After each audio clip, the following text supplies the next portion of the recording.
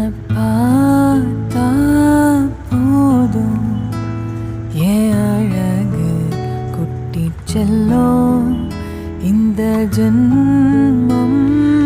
தீரும் என் அழகு குட்டி செல்லும் இறைவன்